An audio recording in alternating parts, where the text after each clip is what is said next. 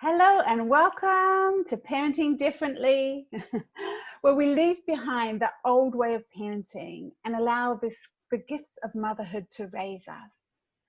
Different to how we were raised, different to what society says, maybe different to what we expected parenting to be, just different. Hello, I'm your host, Anja Simmons, and I am excited to be here. I came into parenting as a nanny and I thought it was going to be easy. And what a shock that was for me. And I realized that my kids were raising me as I was raising them. So I am a mom of two, parenting coach, a yoga teacher. And my first guest today is the lovely Celeste Frenette, who, to know Celeste is to have your life changed. Your heart opened and you feel so cherished for who you are when you're in Celeste's presence. It's an honor to have you as my first guest on whatever this may be. And so I'd like to introduce you to an author, an intuitive, a speaker, whose words just melt you. And my friend, my mentor, my coach, welcome Celeste. Oh, that was the most beautiful welcome. I got teary too. I'm so happy to be here with you.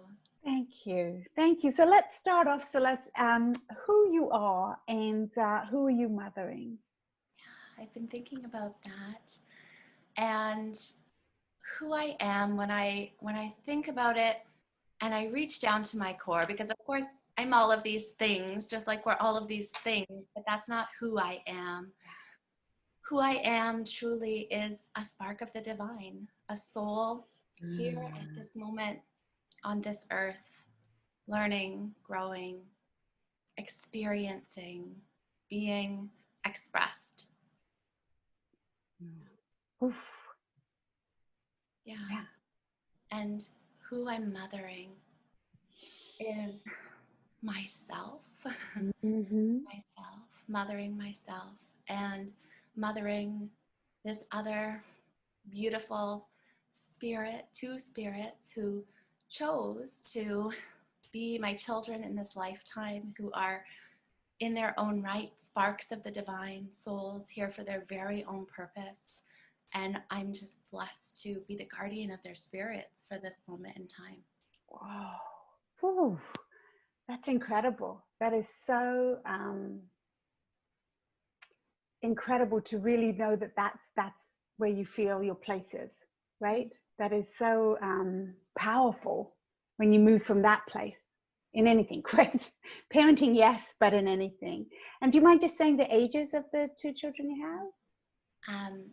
My oldest is 7 and my youngest is almost 18 months. Ooh, wow. Wow. Awesome. And so in diving into sort of a first question that gets a little juicy, what are your thoughts on how you were raised in terms of what it did, what you would like to bring into your parenting, like with parts of it that were like, wow, I really want my kids to feel that or experience that. And what were the parts that you're like, I ain't bringing that forward. That is not coming with me. A lot obviously there. But I think for me, when I remember my childhood, I had a tendency to remember the bad things, remember the things that were done wrong, the things that hurt, that really stuck with me. And over the past little while only, I've really been reflecting on the good things. And I hadn't given much time or attention or care or notice to them. Throughout my childhood, we struggled with money and finances a lot, and we would move from house to house to house simply because we couldn't afford to pay rent any longer. So we'd not have the money for our rent and move in with my grandmother, and then gather enough money to rent on our own again, move out, and then end up back with her. And I think that built such a resiliency in me as a child, but it never seemed like a bad thing. I never experienced it as difficulty or struggle. The finances never occurred to me. So this helps me a lot as a mom now to know that it's how I hold myself and how I respond to things and how I create a safe and loving space for my children, regardless of where we are or how much I can give them or not give them, that's what they're going to carry with them, the feeling that they had. And so I really try to bring that into my mothering now to help them know that no matter what it is that we're going through, and no matter what it is that life brings our way, there's a steadiness and a consistency in what they'll find with me. And despite the moving, I always felt like we were on an adventure and like I was safe. I never felt unsafe. There is something from my childhood that I did want to transform and not repeat. Right. Is that growing up, my mother's disposition was always very changeable. So sometimes she would be very loving and affectionate, and sometimes very harsh and cold. And I really, really knew when I was becoming a mother that I wanted my children to feel me as consistently warm, never to be afraid that love would be taken away. And I think there was a lot of perfectionism in me as a child because I never wanted that love to be taken away. You know, if I did something wrong, there was a turning a back on me. Right. That's very unstable, right? Like, so it's the sense of it, of, you know, the balance of it all. Like in those moments, you don't feel secure, right? In those moments, you can't possibly feel like, okay, I get to be me, right? Yes, me as I am is not acceptable in this moment, or is too much, or, you know, very much grew up in that time, which I feel like was consistent with people who grew up in my generation of children are meant to be quiet. They're meant to be, you know, observed and not their voice isn't the voice that counts. And so it's been a process of reclaiming my own voice and also dealing with my discomfort, seeing that my children have no concern for being perfectionists, which I know is good. It's a sign that something is going well, that they feel so free to be themselves and to speak up and all of those things that I wish that I had had, but it's a very different experience parenting. Right. Oh, yes. You can kind of see why the default of the old way of parenting of, you know, just be quiet. Don't embarrass mommy. Don't do something that's, you know, out of the norm. Let's just, you know, there's a bit of an appeal to that for us not having to deal with something, right? It's like, can't you just, you know, everybody's doing that. You just do it. I can see how that old way, there was comfort in it because you didn't have to face yourself. Right. So that's admirable that you're like, oh no, okay, even though this makes me uncomfortable, I you know, it's necessary to allow them to be. Yes. So great. Okay. And for yourself, what is motherhood uncovering for you about yourself? That makes sense. Yeah. The biggest thing that motherhood is uncovering for me is the suppression of my own voice and all the things that I need to be saying that have not been said, that are now being said, because I see, you know, even just in my children protesting or in using their voice or in saying no really loudly, I think, okay, where in my life am I not saying no? Where in my life am I not using my voice to speak out against something that doesn't feel good or right to me? It's a big process of reclaiming and realizing, oh, they're being so loud because they're teaching me, be louder, you know? Yeah, it is. It's that mirror, isn't it? That sort of side that I definitely, before being a parent, didn't realize that learning was going to come via my children. Yes. Right? Like you just think, okay, well, have a book or I have a mentor and I learn that way. And then you're like, well, you got these little people who are going to be the mirror to it, that, you know, that you reflect back, right? Why does this make me feel uncomfortable? They're allowed to say no, like we're thinking that, but then you're like, oh, I'd really rather you just, or say it quietly or say it politely, right? And they don't have to. They don't even feel to, right? So we sort of suppress that. That's so cool. Okay, the other one I liked was now with the 2 children, do you feel that you're parenting them a little different, like from your older child to now the younger one, the evolving of, okay, this actually still matters, and this can be let go, and the different personalities? So that's a lot of one in one question, because I'm just blah, blah. So let's pare it back. So the idea that, are you parenting them a little differently based on the different personalities, and is your parenting evolving from number 1 to number 2? Yeah, I hope so. I mean, when my son was young, I felt very much as though he was a projection of me. Okay. That, how he was, how he treated other people, whether or not he wanted to give family members hugs, all of that reflected on me. And I've learned through him, through watching him and listening to him and experiencing and reading and mentors and supports like you, that that he's his very own person, and that when something triggers me or feels uncomfortable for me, it's usually something for me to look at. And so I would say in my early days of parenting him, I was being triggered a lot more and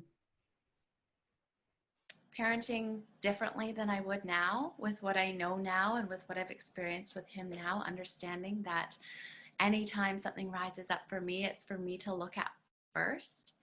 And so Mirabelle, my second, gets the benefit of,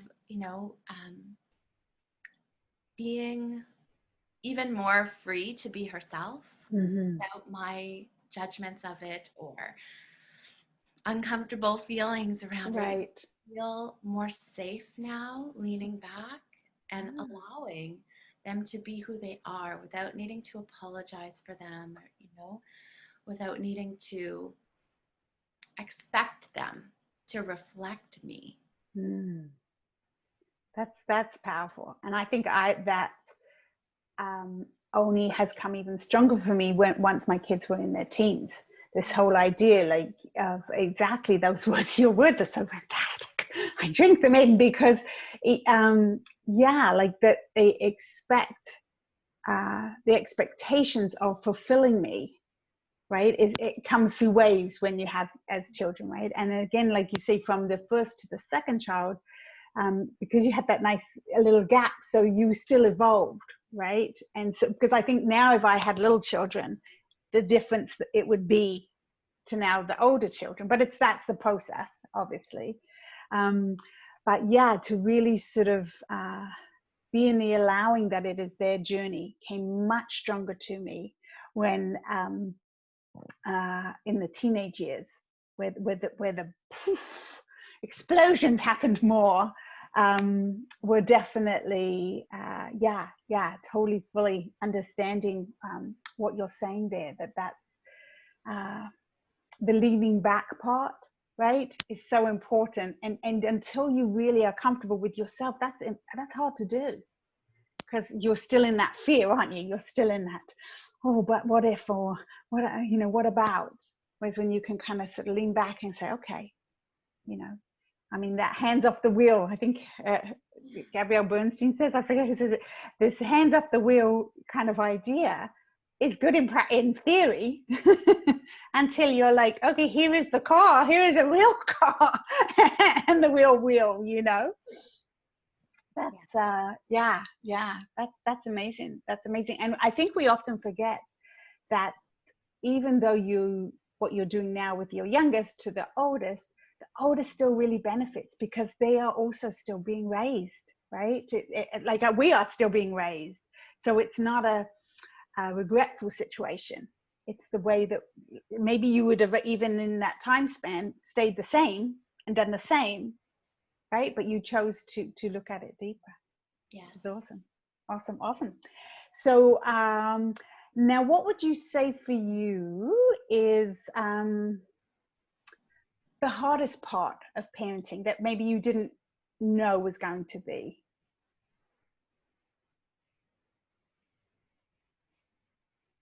I think in my mind, so I had a lot of difficulties getting pregnant and carrying a pregnancy. And so I had miscarriages and loss before my son was born. And I remember longing for a child. And the way I envisioned motherhood back then with all the longing was we're going to bake cookies together and sing songs and everything's going to be lovely. And I didn't envision anything beyond that. I didn't envision being challenged. I didn't envision that I'd say, please do this, and my son would say no. I didn't envision that. What? So I think that's been hard, being challenged, which has been the hugest tool for growth for me. At the same time, I had a new respect for my mom having raised me alone. Although I know I didn't challenge her in that way, the late nights, the sleeplessness, doing and being responsible for every little detail, it's all encompassing. And I remember when I was in the midst of loss, having a mom who had 3 children say to me, "Oh, you're lucky. Just enjoy this time. Just enjoy this time." And at the time, it hurt like a knife. You're telling me I'm lucky, but I've just experienced so much loss, and it felt so cold and thoughtless to me at the time. And yet I can too be now in the phase of the sleepless nights and the hard times and think, okay, I can have compassion now for where she was at, and the knowing that she was just in her own place. Right. There's no thought for somebody else is struggling or suffering with this. There's just the thought of right now I'm struggling a lot. So, to have that night off, to have that good sleep, or that little getaway, or that hour when my kids will be with my husband, that I turn on the music and dance around the house with joy because I can, only be responsible for myself in those moments.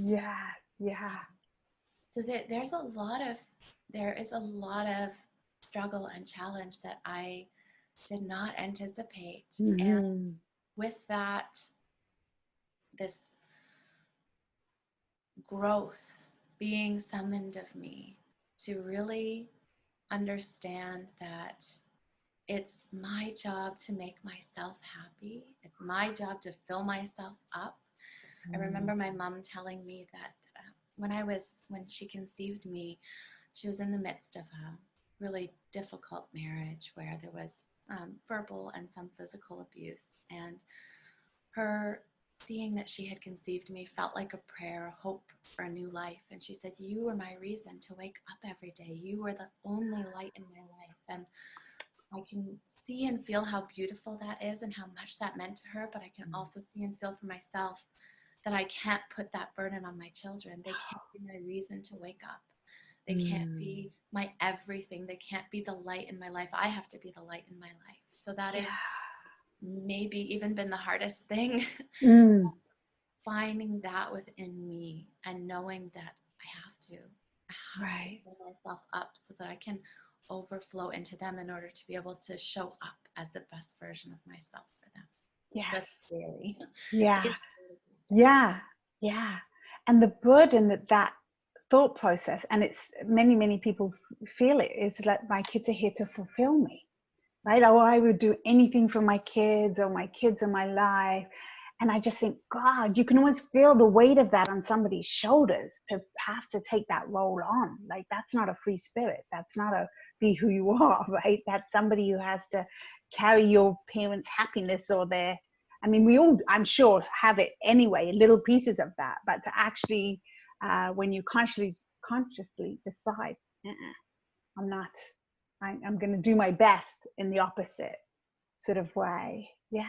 And so in your choices in parenting differently, because this is definitely different to the mainstream, still what's going on, and definitely how we were raised, although I'm a different generation to you. Anyway, I'd like to pretend we're all in the same generation. How has that gone over, I guess, with people around you? Have you had push, or have people been open to, okay, you you know, even from your spouse, is he along on the same journey? Is we don't have to talk, you know, he has his own journey, but in terms of parenting, right? Is there push around you saying, hey, you know, what about? Yes, a lot. I would say you and my other friends and the communities that I'm involved in terms of my business, those are the people who are on the same page as me, let's say, in terms of their approach to parenting and their mindset and the way in which they view the world would be more similar. My family is the exact opposite of me. Right. There's been a lot of disapproval, a lot of side-handed comments, and a lot of push against my style of parenting. My leaning back really bothers them. So if my son is being too loud or not wanting to sit down for dinner at a family event and wanting to play, like, that doesn't bother me. I'm happy to lean back and let him sit and play while we have our dinner, but it bothers my family so much. Yeah. And I will have to interject when they try to parent my son. Oh, yeah. Many times I've had to say to my dad, my mom, or other family members, you know, allow me to parent my own child, please. And that's, you know, hard, but also there's this fear that comes, right? Like, no, that's not okay with me. And I understand. I got goosebumps for that one. Whew, because I didn't have that voice. I didn't use it as in your. So that's so fantastic that I didn't go right in there, right? Then with shaky voice. Yeah, yeah.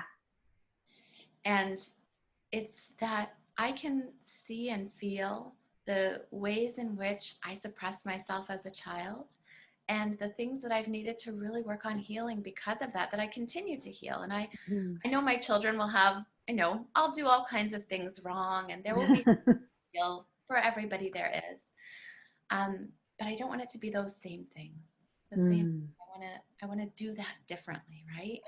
And the big thing for me is not suppressing them, not asking them to be somebody that they're not, and really looking at when I'm demanding or asking something of them, why is it? Is it just because it's easier for me? Which is okay too at times, right? It's okay. Sometimes you're like, you know what, we're just putting pajamas on. I don't even want to talk about why or how. We are just putting pajamas on. Yes, for sure. And to really look at, in which times can I be flexible?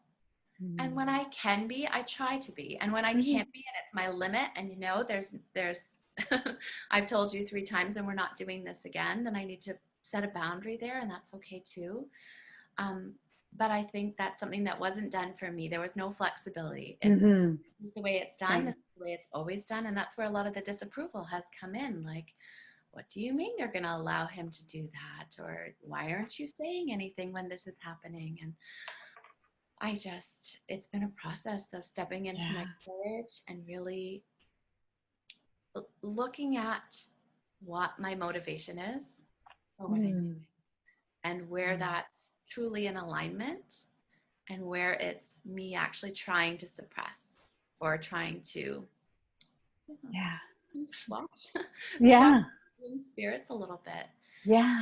With the idea then that it's coming from a place I need to fit in and I need to be liked by these other people, whereas ideally that mother bear instinct of like, hell no, right? This is not, I'm okay with this decision, and not having to, what you said, which was so pertinent, not having to make them understand your choices, right? Like, I've just decided that, I read this book and this is, you're just like, no. And those are more powerful, I think, than they can all have their gossip in the chat and then, oh my goodness, And I know for me, I don't know if this is the same for you, but for me, there was often a little bit of fear in me at times. What if they're right? What if I am messing this up?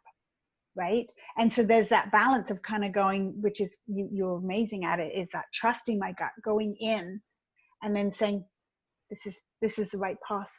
I know it's the right path, right? And regardless of the society, people close to us who all have an opinion. I remember one time, my daughter was a dreadful eater. She couldn't really care less what she had. And, you know, after having my son who sat at the table and ate nicely and ate everything, I was like, what is happening? I just thought it was people's parenting. And now I've got a kid who doesn't. And we were at my mum's once, and they lived in a different country to us. So it was like a visit every time. So it's obviously a little differently than regular visits. And I just really wanted my daughter to eat oatmeal. And my daughter couldn't care less. And so my mum was absolutely horrified because I actually was feeding my daughter under the table. So my daughter was playing and I'm just scooping oatmeal like a dog, I guess.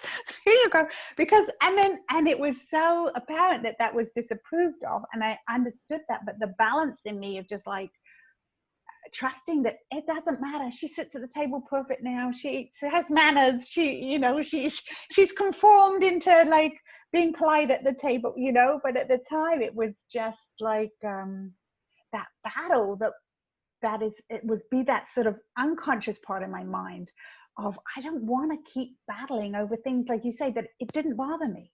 Yes. It bothered me that she hadn't eaten anything. That bothered me. So I would walk around feeding her wherever she is. And I know as a nanny, that would have horrified me if a parent had have done that, right? Because I would have been, my training was in this idea of, no, you, as a parent, you create the structure. You have these rules, and you children, you follow those rules, right? And so misguided. I mean, no one's saying there's no rules, you know, but it's, yeah, it's very powerful when we can really just be in that. Yeah, I mean, I do remember when we were going to my parents that I would sort of run down some rules with my kids beforehand on okay, now this is what we do, and this, you know, just as a covering.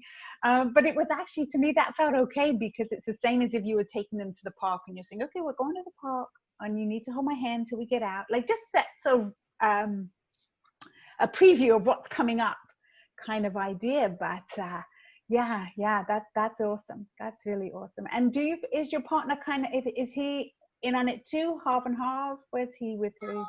He, there's a lot of conversation. Yes. A lot of awesome. About, you know, our approaches are different. Yes. So we talk about them a lot after the fact, and, you know, just different things to try and different things to consider. And what if next time maybe we tried responding this way or tried these words? So it's been a process. Yeah. And I was thinking back to what we were just talking about with, you know, the disapproval of people, and thinking too, I don't know who said it, but somebody said not to take advice from somebody who doesn't have the, say like for business, for example, don't take business advice from somebody who doesn't have a business that you dream of. Right. So I think the same thing. Don't take parenting advice from somebody who doesn't have a relationship with their children, and, you know, a personality and disposition also that you aspire to. So I take that to heart a lot when I feel the judgment and discernment. I think, well, you know, that's how you did it, and this is how I've, you know, turned out. Struggle through and things like that. Right. Or you were parented and this is what you struggled with. And so maybe it's not so bad that I'm doing things a little bit differently. Maybe that could be okay. Maybe that could lead to a different outcome. Yeah, and that is beautiful too, because the big picture goal, right, of parenting, sort of little people being big people out in the world, you know, it's not working that old way. It is not working. I really strongly believe that. So there has to be change. It has to evolve, because lots of stuff has evolved, right? We've got internet has evolved, businesses have evolved, everybody's life. But parenting is still thought of kind of in that same structure. Even the mom, dad, a boy and a girl, you know, that's all evolved. It's all changed. Everybody, any family situation, right? And so, yeah, that's mighty. Like, let, you know, I think this is the right way, you know, and trusting that. Trusting is so. Yeah. Oh. big daily process. Mm. Reminding ourselves that we're the guardian of our child's spirit for a reason, Mm-hmm. and that the things that we feel inside are wisdom, Mm. and not being afraid to trust it, even if it goes against the grain or seems different or even unacceptable to other people. Right. Homeschooling my son this past year was very looked down on by everybody um, in our families. Mm-hmm. And it is a feeling that I had inside of me that my intuition is telling me that my son's spirit is best served by us doing this year. And I mean, it turns out that everybody was homeschooling. You were ahead of the curve, yeah. I'm grateful I had a chance to acclimatize and get used to that with him. And I think that this year we're going to send him to Montessori, perhaps. So we're Mm-hmm. still sitting with that and feeling that out, but it's that trusting myself and trusting too that because the decision is different this year, it doesn't mean that that decision was a mistake. No. It means that I'm listening every step of the way and taking the next right step, as Glennon Doyle would say. Yes. Oh, love Glennon. Yes. Yeah. You just want to sort of have her there. I often put up a lot of her sayings, Glennon Doyle sayings, just to kind of, when I'm in those stages, to go, right, next right step. Yeah. Yeah. Fantastic. Fantastic. Well, thank you so much. I have one last question that I sort of popped in when I was meditating on this today was, what advice would you tell your younger self, your first steps into parenting, to ignore? Oh, what advice to ignore?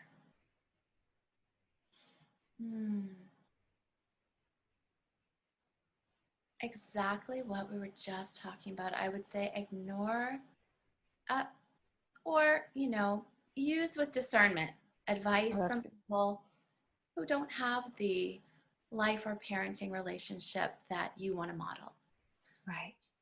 Right. Yeah. And to know that it's okay to It's okay. That's okay. That's life. one of my son's little friends, I think, is knocking on the door. Oh, is it? Just wait a minute and then maybe we can. Yes, absolutely. Absolutely. Here, I can pause, I think. Okay, great. That is awesome. I love that you say use with discernment as opposed to necessarily ignore based on, what somebody has to say. Yeah. Or how they're leading their life. Is that sort of where you're hoping to go to? If not, their opinion doesn't matter, right? They don't know. and this trusting is fantastic. Yeah. So Celeste, thank you so much for being on this journey with me. Thank you. It is such a pleasure to know you and to just witness your journey and your growth is amazing. So thank you so very, very much. I will post for everybody listening and watching all of Celeste's links when we broadcast this, so you can reach out to her, so you can find her. She's all over the place. She's in Facebook and Instagram and has some fantastic coaching programs and lots more. So I would definitely put all those in the link. Okay, you're welcome. So good to talk to you today. Thank you, Anja. Thank you, Celeste. Take care.